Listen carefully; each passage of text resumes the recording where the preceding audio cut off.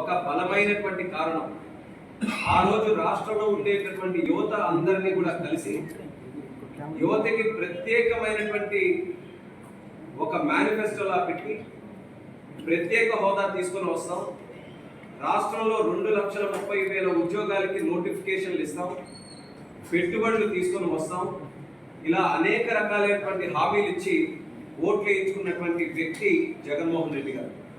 తీరా ముఖ్యమంత్రి అయిన తర్వాత ఈ 5 సంవత్సరాల్లో అత్యంత నష్టపోయినటువంటి వర్గం కూడా ఏదైనా ఉందనంటే అది మన యువతరం ఆంధ్రప్రదేశ్ రాష్ట్రంలో.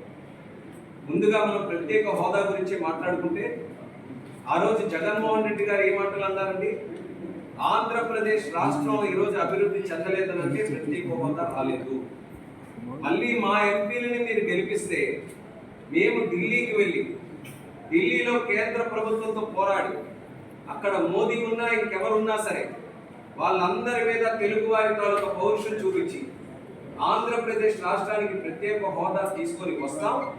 తీసుకొని వచ్చిన తర్వాత ప్రతి జిల్లాలో కూడా ఒక ప్రత్యేక రాజధాని ఏర్పాటు చేసినట్టుగా అభివృద్ధి చేస్తామని చెప్పి జగన్మోహన్ రెడ్డి ఆ రోజు మాయ మాటలు చెప్పాడు. ఆ మాటలు నమ్మి 25 మంది ఎంపీలు గెలిపించమనంటే 22 మంది లోక్సభ ఎంపీలు గెలిపించారు. అలాగే వాళ్ళు గెలిచినటువంటి ఎమ్మెల్యేలకి అనుగుణంగా మరొక 9 మంది రాజ్యసభ